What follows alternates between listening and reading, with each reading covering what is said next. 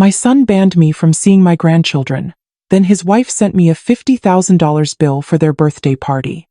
The note said, "Be thankful we even let you contribute." They thought they could use my grandchildren to extort money from their poor mother. They had no idea I was a secret multimillionaire. So I paid their bill by placing my entire fortune into a trust for the kids, cutting the parents out forever and legally guaranteeing I could never be banned from their lives again. Before I begin, I just want to say thank you for taking the time to hear my story. If you're comfortable, let me know where you're listening from and what time it is where you are. Now let me tell you my story. My name is Lena Washington. I am 70 years old, and my life is a quiet study in contrasts. I live in a beautiful, historic home in the Garden District of New Orleans, a house of high ceilings, intricate ironwork, and the gentle, floral scent of jasmine and sweet olive that drifts in from the garden. My days are peaceful, filled with books, with long walks under the canopy of ancient live oaks, and with the quiet, solitary work of tending my orchids. To the outside world, and most pointedly to my son and his wife, I am a woman in gentle decline, a retired restaurateur living out her days on the respectable but modest proceeds of a life's work that is now firmly in the past. This perception is a carefully maintained illusion, a private piece of theater for an audience of two. The truth is, when I sold my iconic French Quarter restaurant, Lena's Table, 5 years ago, I did not just sell a business. I sold a landmark. I sold 2 historic buildings on a prime corner of Royal Street, a piece of real estate so valuable it made the city's developers weep. The sale, brokered quietly by my oldest friend and lawyer, Charlie Dubois, did not leave me with a comfortable retirement fund. It left me with a fortune so vast it was almost abstract, a number with enough commas to purchase a small island. I told no one. I moved from the bustling, chaotic world of the Quarter to the serene, old-world grace of the Garden District, and I allowed the world to believe that I had simply retired. I did this not out of a sense of modesty, but as a final, desperate attempt to solve a problem that had been plaguing me for years. The character of my son, Daryl, and his wife, Isabel. My greatest pain, the one that sits like a stone in my chest in the quiet hours of the morning, is not my widowhood, but my banishment. For the past year, I have been systematically and cruelly cut off from the 2 people who are the absolute center of my universe, my grandchildren, 10-year-old Leo and 7-year-old Ava. Daryl and Isabel have deemed me a negative influence, a relic of a past they are desperate to escape. They use my simple, quiet life as evidence of my decline, my stories of the old days in the restaurant, as proof of my common background. They have built a wall around my grandchildren and my heart, and I am left to stare at photographs, a ghost in the lives of the children I adore.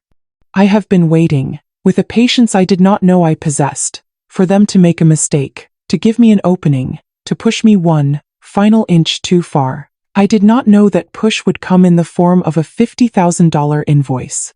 To understand the cruelty of my son and his wife, you must first understand the geography of their shame.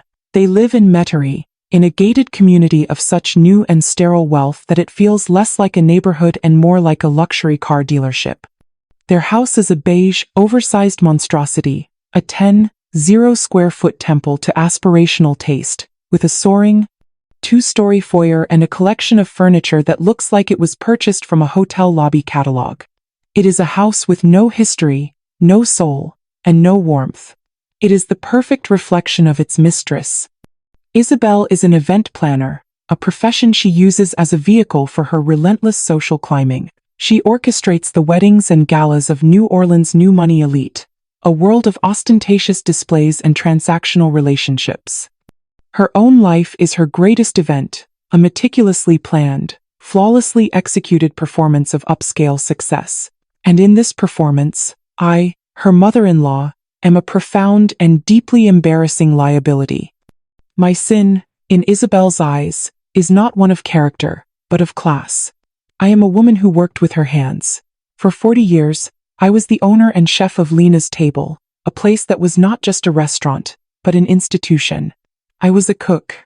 A title Isabel speaks with the same disdain one might use for plague rat. She cannot reconcile the woman who now lives in a grand garden district home with the woman who once spent 16 hours a day on her feet, smelling of garlic and rue. To her, my past is a stain, a stubborn, greasy spot on the pristine, white linen of the life she is trying to create. Daryl, my son, was not always this way. He grew up in the restaurant, a happy child who would do his homework at a corner table, the sounds of a busy kitchen his lullaby. But he is a weak man, a man whose spine is made of soft clay, and Isabel has spent the last 15 years methodically reshaping it to her own specifications. He works as a mid-level executive at a wealth management firm, a job that gives him the title and the suit, but not the income to fund the life Isabel demands. He is a man drowning in a sea of insecurity, and Isabel has convinced him that I am the anchor tied to his feet. She has systematically poisoned him against me, framing my stories of the past as embarrassing anecdotes, my quiet, simple lifestyle as a sign of my irrelevance. She has taught him to be ashamed of the very work that paid for his education, his first car, his entire, comfortable upbringing. And he, in his desperate, pathetic desire to please her, has learned his lessons well. He has adopted her shame as his own. Together, they have constructed a new family narrative, one in which they are the self-made, sophisticated protagonists, and I am the quaint, slightly embarrassing character. From the first chapter, a character who has long since been written out of the story. Their banishment of me from my grandchildren's lives was the final brutal edit of that story. They were trying to erase their own origins, to pretend they had sprung, fully formed, into their sterile, beige world of Metairie, with no connection to the rich, flavorful, and profoundly working-class gumbo of my past.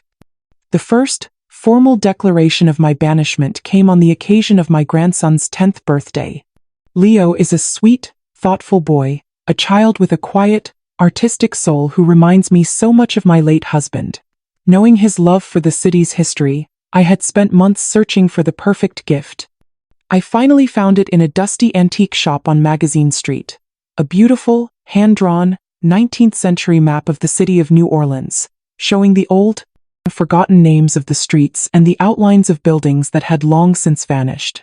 I had it professionally framed in reclaimed cypress wood, a piece of his own city's history that he could hang on his wall. It was a gift of substance, of meaning, a gift that spoke to the intelligent, curious boy I knew him to be. I was, of course, not invited to his birthday party, a small, exclusive affair for a dozen of his classmates held at a private bowling alley that had been rented out for the occasion. So, I had the gift delivered by a bonded art courier, a service I used in my restaurant days for valuable paintings. I included a simple, handwritten card, "For my dearest Leo, a map to help you explore the wonderful city that is your home.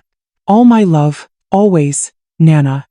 A week passed with no acknowledgement, no phone call, no text message, not even a simple email.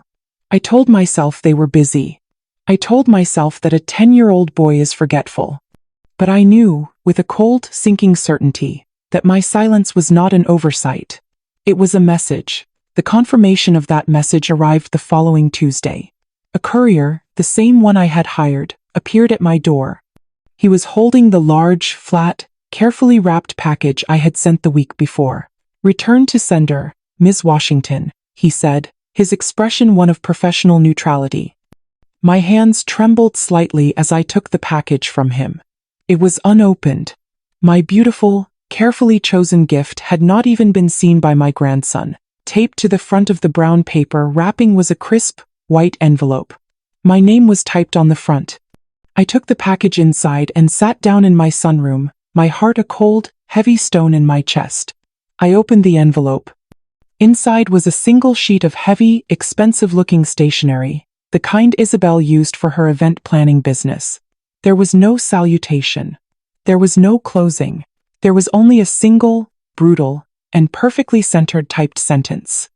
"We prefer to manage the children's influences ourselves." The cold, corporate language of the note was more cruel than any angry, emotional outburst could have been. It was a legalistic, formal declaration of my own obsolescence. I was an influence to be managed. I was a variable to be controlled, and ultimately, eliminated.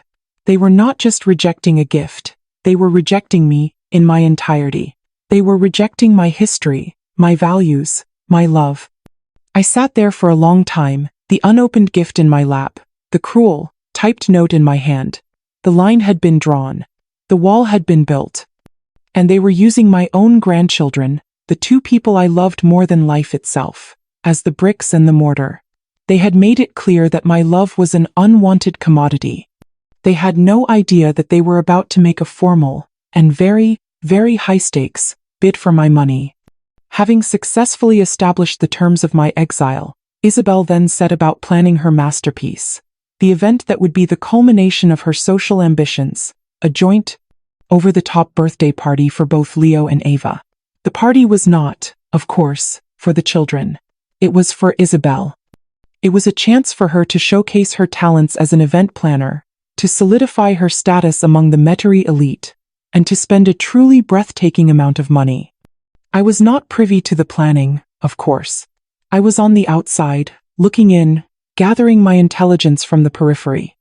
I learned of the details through the society pages of the local paper and from the Instagram feed of a distant family acquaintance who was, inexplicably, still on speaking terms with Isabel. The theme of the party was A Midsummer Night's Dream. It was held in the vast manicured backyard of their sterile mansion, which had been transformed, for one evening, into a fairy tale forest. The extravagance was almost comical in its excess. Isabel had hired a team of professional set designers from a local theater company to construct a magical woodland, complete with moss-covered grottos, twinkling fairy lights strung through the trees, and a fog machine that pumped a constant, ethereal mist across the lawn. She had rented a fully operational, vintage carousel, which had been transported to the site on a flatbed truck and assembled in the center of the yard. Its painted horses bobbed up and down to the sound of a tinkling, old-fashioned calliope. The entertainment was not a simple clown or a bouncy castle. She had hired actors from a Shakespearean troupe to wander through the party, dressed as characters from the play Puck, Titania, Oberon, reciting lines and interacting with the guests. For the children, there was a celebrity magician, flown in from Las Vegas, who performed illusions that involved live doves and a disappearing assistant. The catering was not hot dogs and birthday cake. A Michelin-starred chef from one of the city's most exclusive restaurants had been hired to create a bespoke menu of delicate, fairy-themed hors d'oeuvres and a multi-course seated dinner for the 50 adult guests. The children were relegated to their own, smaller tent, where they were served artisanal, handcrafted mini pizzas. The birthday cake itself was a monument, a 5-tiered confection from a celebrity baker, adorned with intricate, hand-spun sugar flowers and edible gold leaf. It reportedly cost more than my first car. I looked at the photos online, at the images of my grandchildren, dressed in beautiful, uncomfortable-looking costumes, their small faces looking slightly overwhelmed by the sheer scale of the production. They were not the stars of this show. They were props, small, well-dressed accessories in the grand, theatrical performance of their mother's ambition. The party was, by all accounts, a massive success. It was the talk of the Metairie social set for weeks. Isabel had achieved her goal. She had thrown the most extravagant, most talked-about children's birthday party of the season. She had cemented her status as a woman of impeccable taste and unlimited resources. She had no idea that the bill for her own triumph was about to land, not in her mailbox but in mine. The package arrived on a Tuesday morning, 3 days after the grand, theatrical spectacle of the birthday party. It was not delivered by the regular mailman. It was delivered by a professional courier, a man in a crisp uniform who required a signature. This, I knew, was a deliberate choice, a way to signal the importance, the official nature, of the contents. I signed for the large, flat, and surprisingly heavy envelope and took it into my sunroom. I sat down in my favorite wicker armchair, the scent of my blooming orchids, a strange, peaceful counterpoint to the sense of dread that was beginning to unspool in my stomach. The envelope was made of a thick, creamy, and very expensive cardstock. My name, Mrs. Lena Washington, was written on the front in a beautiful, flowing calligraphy. It was not Isabel's handwriting. It was the work of a professional. My hands were steady as I opened the flap. Inside was not a letter. It was a thick, multi-page document, bound in a handsome, dark blue cover with a clear, plastic front. On the cover page, embossed in a tasteful gold leaf font, were the words, Event Summary, Invoice, the Washington Children's Annual Birthday Celebration. I stared at the cover, my mind struggling to comprehend the sheer, breathtaking audacity of it. An invoice. She had sent me an invoice. I opened the cover. The document was a masterpiece of professional event planning.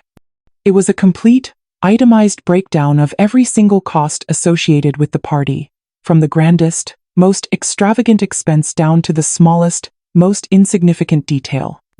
Each line item was presented with a cool, corporate precision, as if this were a standard business transaction. There was the rental fee for the vintage carousel, the appearance fee for the Las Vegas magician, the invoice from the theatrical set designers, the bill from the Michelin-starred caterer, broken down by canapé and champagne bottle. There was a line item for the 5-tiered cake, for the custom-made costumes for the children, for the valet parking service, for the security guards who had been hired to man the gate of their community. I flipped through the pages, a silent, stunned witness to the architecture of my own humiliation. She had included everything, even the fee for the calligrapher who had addressed the envelope she had sent me. I finally reached the last page, the summary page, and there, at the bottom, was the grand total, a number of such obscene and unapologetic extravagance that it made me feel lightheaded. Total, $50,000. Attached to this final page, with a single, elegant, gold paperclip, was a small, cream-colored note card. It was from Isabel's personal, monogrammed stationery. On it, in her own, sharp, and perfectly formed handwriting, was the final, killing blow. The cheeky, dismissive, and utterly unforgivable note, "Be thankful we even let you contribute." I put the document down on the table beside me. I looked out at my beautiful, peaceful garden. The world seemed to go very, very quiet. The pain, the grief, the years of quiet, lonely heartbreak over my banishment from my grandchildren's lives, it all seemed to recede, to be replaced by a new and unfamiliar emotion. It was not anger. It was not rage. It was a profound and strangely exhilarating sense of clarity. The game had been a subtle one, a long, slow war of emotional attrition. But now, she had made a mistake. She had overplayed her hand. She had taken the subtext and made it text. She had taken the implicit and made it explicit. She had taken the emotional blackmail and she had turned it into a clear, simple, and legally definable business transaction. She had sent me an invoice. And in doing so, she had just given me the one thing I had been waiting for. An opening, in the quiet of my sunroom, with the $50,000 invoice lying on the table like a declaration of war. The woman I had been for the past 5 years, the grieving widow, the banished, heartbroken grandmother, simply ceased to exist. She evaporated like the morning mist over the Mississippi, leaving behind something harder, colder, and infinitely more formidable. The businesswoman was back. I looked at the invoice not as an insult, but as a proposal. A deeply flawed, wildly arrogant, but nonetheless formal business proposal. And I began to analyze it as such. The proposal was this: in exchange for a $50,000 contribution, I would be granted the privilege of a continued, if distant, financial association with my grandchildren. The unspoken assumption, of course, was that this payment would be the first of many, a kind of annual tribute payment to the keepers of the grandchildren, a fee for the right to remain, in some small, financial way, a part of their lives. It was, in essence, an offer for a subscription to my own family. My emotional reaction was a flat line. My strategic mind, however, was firing on all cylinders. I saw the flaws in her strategy, the fatal weaknesses in her position. Her first mistake was her arrogance.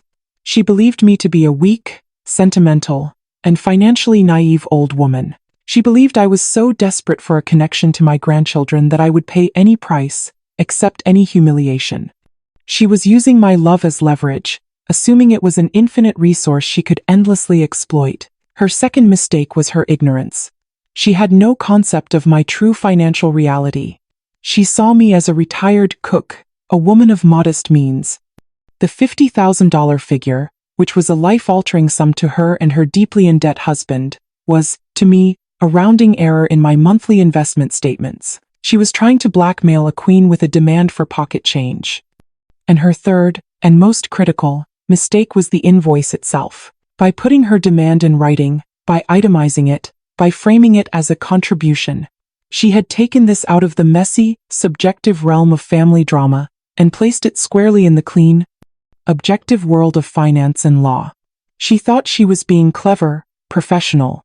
In reality, she had just handed me a legally definable instrument. She had given me a cause of action.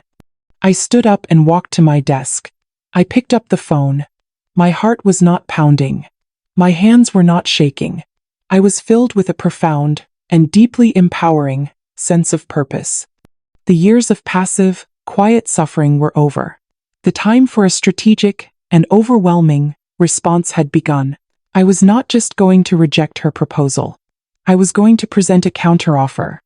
A counteroffer so total, so comprehensive, and so devastatingly brilliant that it would not only solve my problem permanently, but it would also make her regret the day she had ever learned how to use a gold paperclip. My first and only call was to Charlie Dubois. Charlie was more than just my lawyer. He was a piece of living history, a man who had been a part of my life for 50 years. He had been my late husband's best friend, his fishing buddy, his confidant. He had helped me and my husband build our restaurant. He had helped us raise our son, and he had, with a heavy heart, helped me sell the business after my husband's death. He was a formidable, semi-retired corporate lawyer, a man whose folksy, southern charm concealed a mind as sharp and as dangerous as a razor blade. He was also the only other person on the planet who knew the full, staggering extent of my secret fortune. He answered on the second ring, his voice the familiar, warm, and deeply reassuring sound of old bourbon and quiet wisdom. "Lena, my dear," he said. "To what do I owe the pleasure? Don't tell me you've finally decided to take my advice and buy that little villa in Tuscany." "Ha. Not yet, Charlie," I said, my voice calm and clear. "But I may be booking the flight sooner than you think. I'm calling on a matter of business. The Washington family business." The warmth in his voice was immediately replaced by a quiet, focused intensity. He had been a silent, furious witness to my slow, painful exile from my own family. He had been waiting, with a lawyer's patience, for this day. "I see," he said. "What have the children done now?" I did not recount the years of slights, the returned gift, the emotional pain. I did not need to. He knew all of that. I simply stated the new, precipitating fact. "They've sent me an invoice, Charlie," I said. There was a pause on the other end of the line. A long, heavy silence. "An invoice?"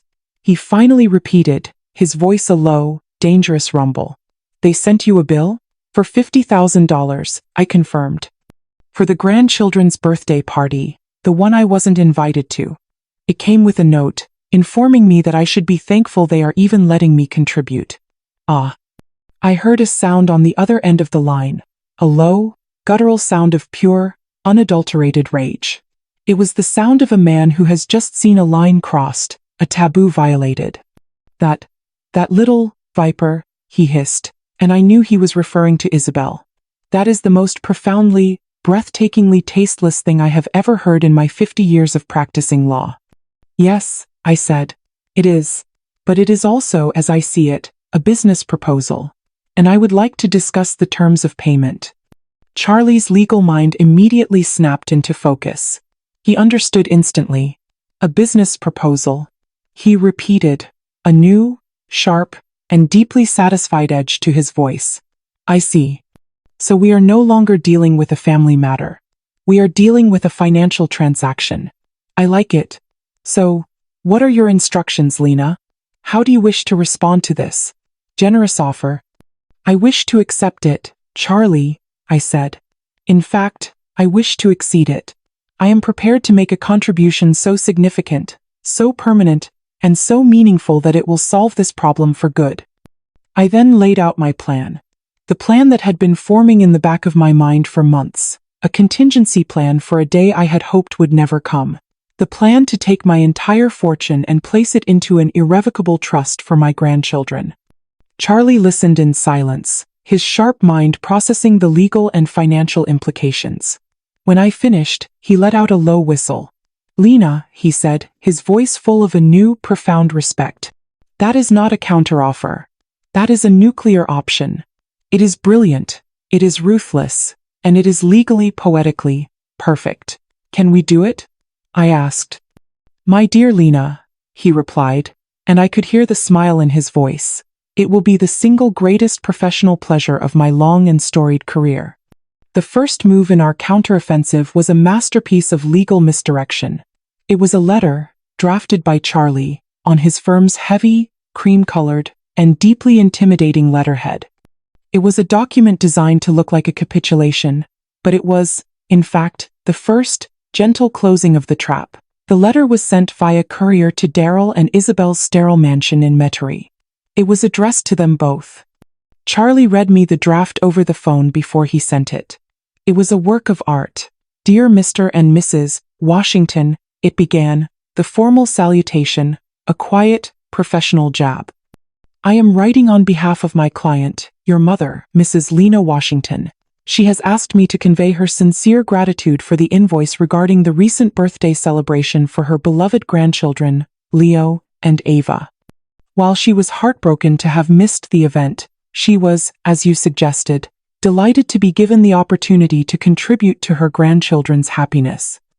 The first paragraph was a perfect, passive-aggressive parry, accepting their insulting premise with a sweet, smiling grace that was, in itself, a form of attack. The letter continued. "However, after a great deal of thought, my client feels that a simple, one-time payment of this nature is insufficient. She has long been concerned with providing for her grandchildren's long-term future in a more permanent and meaningful way. Therefore, she has decided that this is the perfect moment to establish a substantial educational and legacy trust in their names." This was the bait. The beautiful, glittering, irresistible bait, a substantial trust. The words would be music to their greedy ears. The final paragraph was the summons. "To that end, Mrs. Washington has instructed me to begin the legal and financial arrangements for the establishment of this generous family gift. As you are the parents of the intended beneficiaries, your presence is required to finalize the details. Please contact my office at your earliest convenience to schedule a meeting. We look forward to working with you to secure Leo and Ava's future." The letter was signed by Charlie, his signature a confident, authoritative scrawl. It was a perfect trap, for 3 reasons. First, it completely validated their tactic. It made them believe that their cruel, emotional blackmail had worked, and worked spectacularly. They had asked for $50,000, and they were being offered a trust. They would be crowing with victory. Second, it appealed directly to their greed. A substantial trust could mean millions. They would be so blinded by the prospect of this massive payday that they would not stop to question the details, to look for the fine print. And third, it summoned them to our territory. The meeting would not be in their home, or in a neutral space.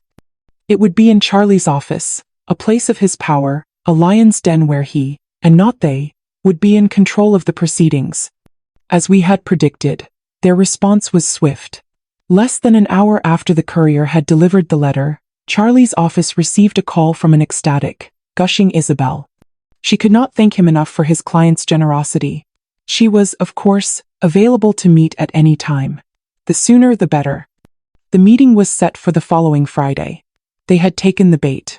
And they were swimming, with a joyful, self-congratulatory confidence, right into the net.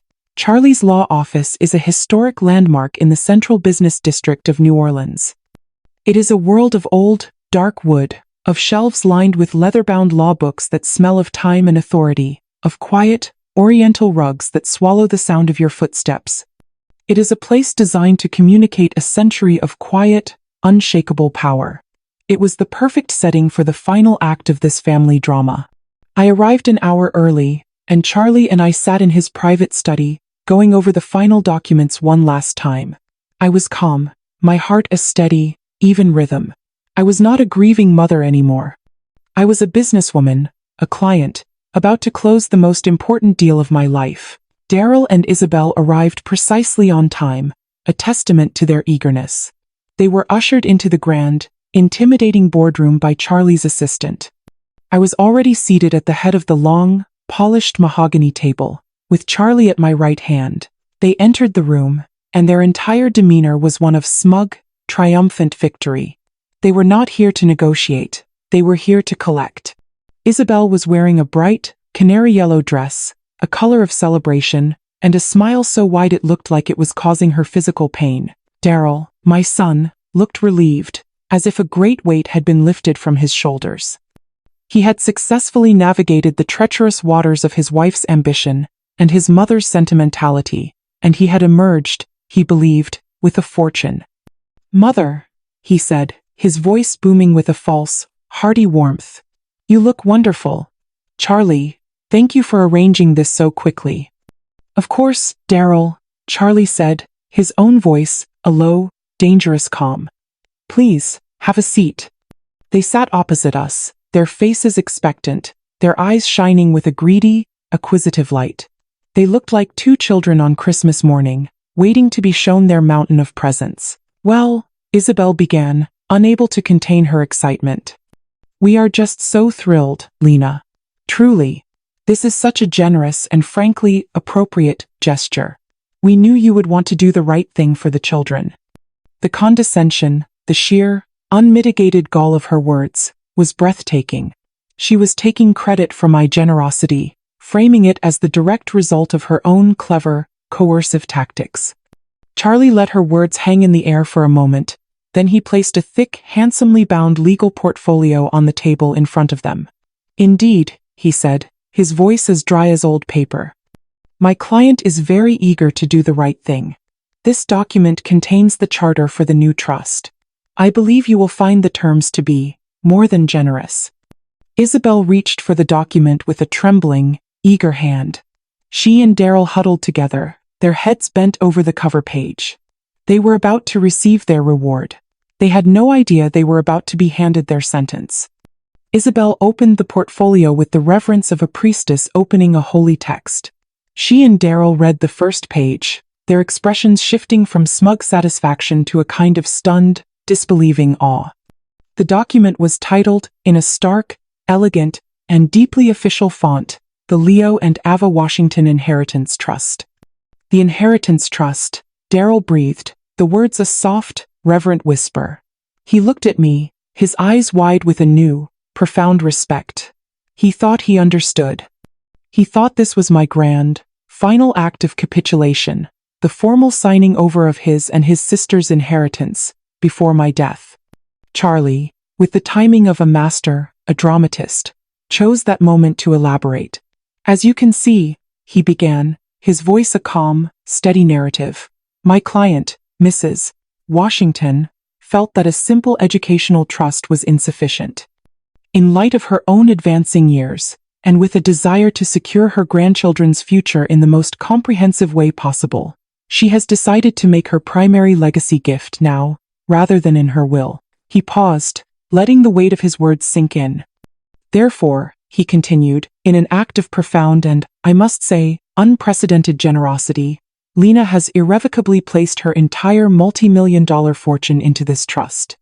The entirety of her assets, from the sale of her business and her personal investments, have been used to fund it. It is, for all intents and purposes, her entire estate. The silence in the room was absolute. The only sound was the faint, frantic sound of Isabel's breathing.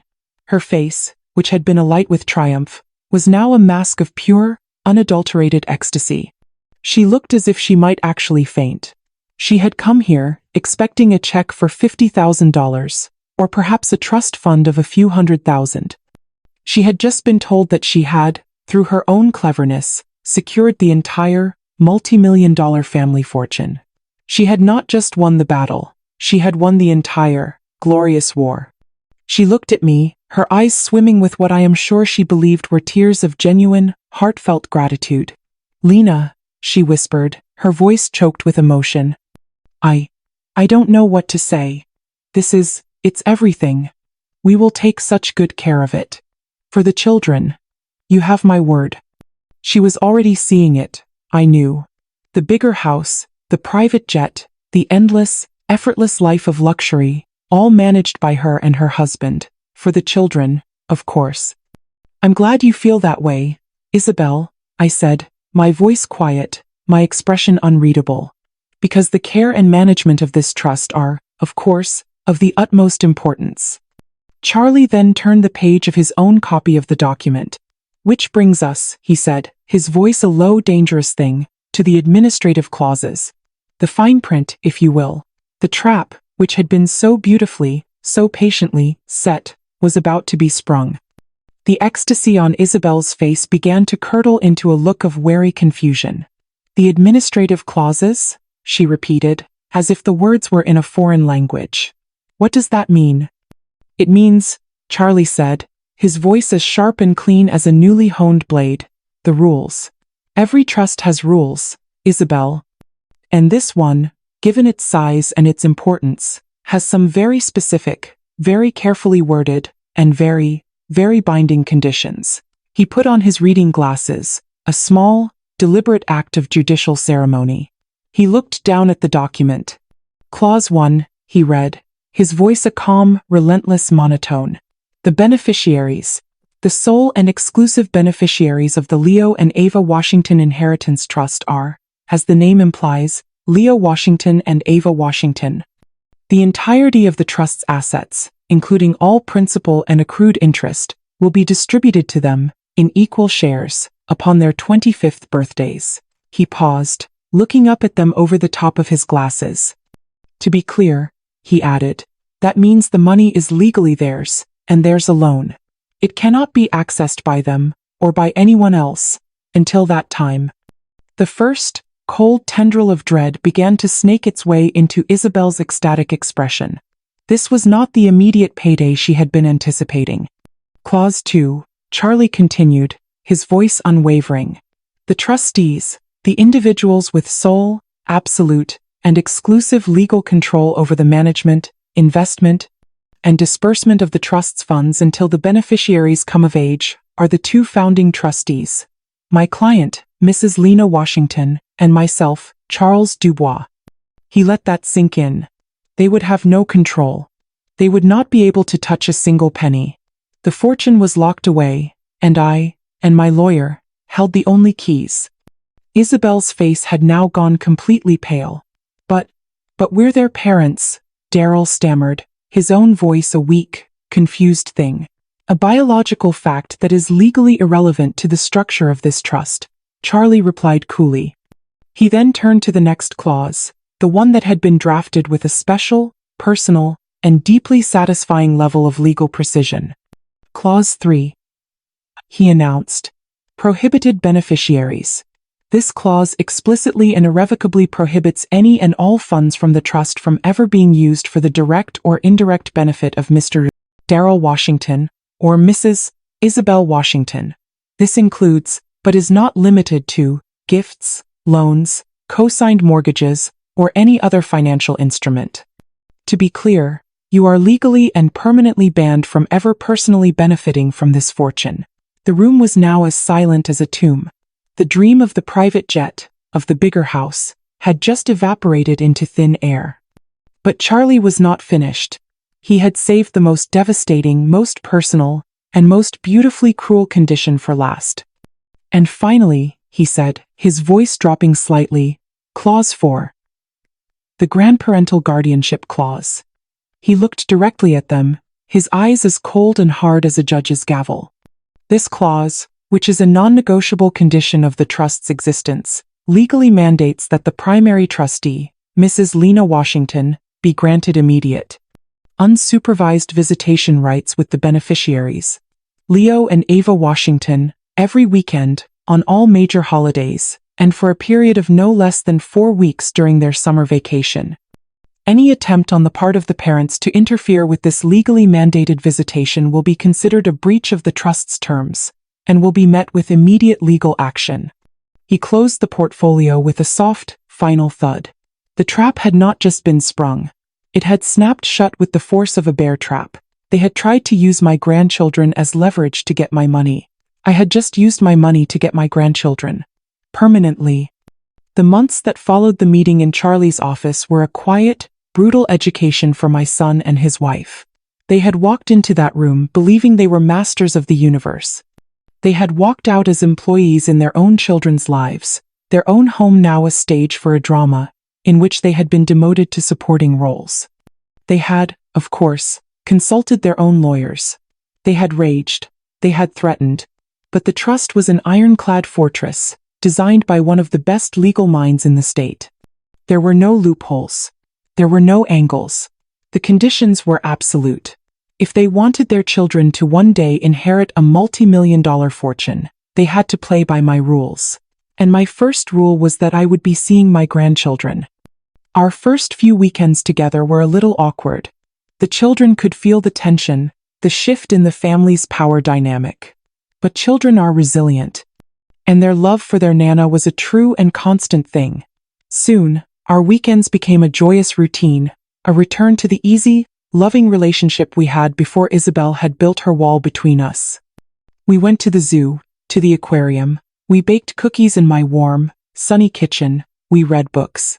I was not just a grandmother. I was a constant, legally protected presence in their lives. The true, public demonstration of the New World Order came on the occasion of my granddaughter Ava's 8th birthday. Last year, her birthday had been a part of the extravagant $50,000 Midsummer Night's Dream spectacle, an event designed for her mother's ego. This year, I decided, Ava would have a party that was truly, completely, and magically all about her. I invoked my rights as a trustee. I informed Daryl and Isabel that I would be handling all arrangements for Ava's birthday party. The trust, I informed them through Charlie, would be covering all costs.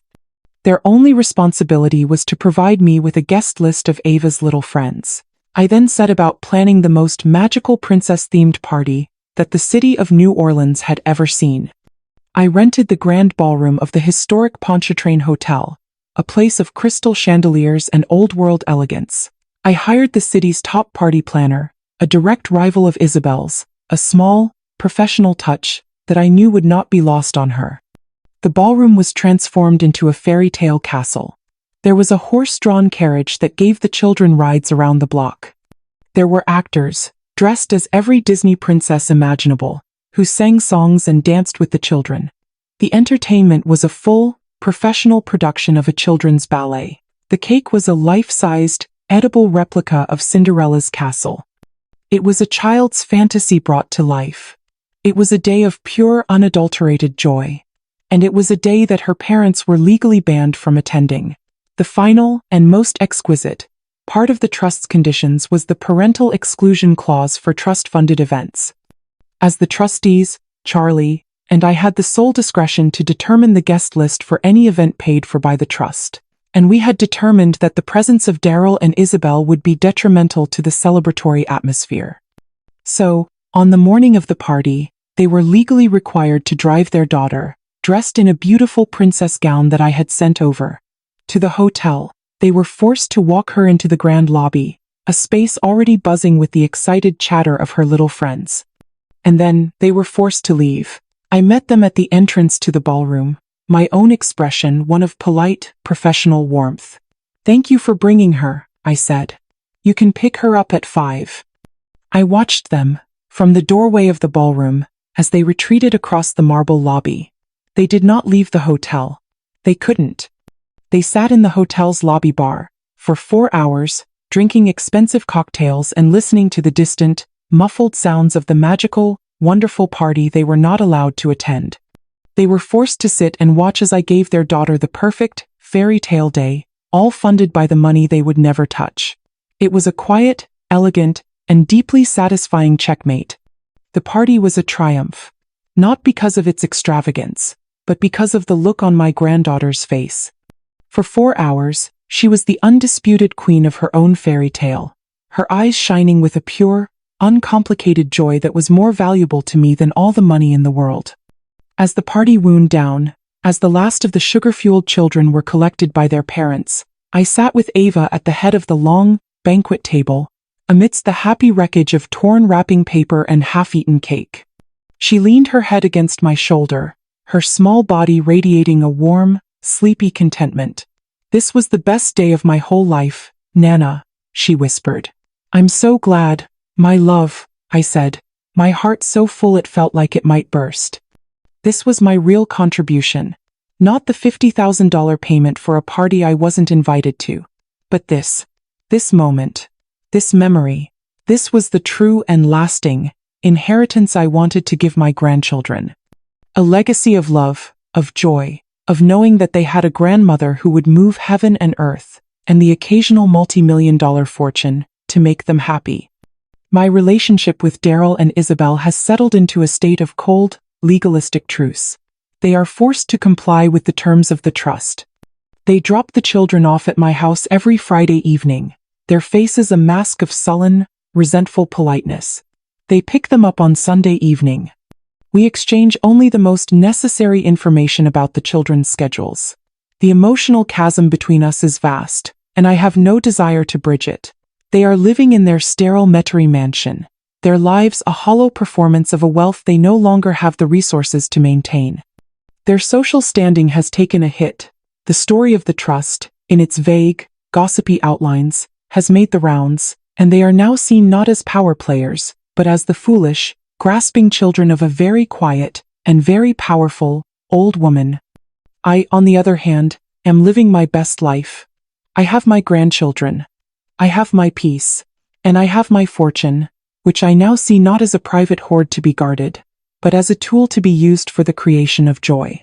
Last week, I established a new foundation, a culinary school for underprivileged young women in the city, a place where they can learn the skills of the trade that gave me my own start in life.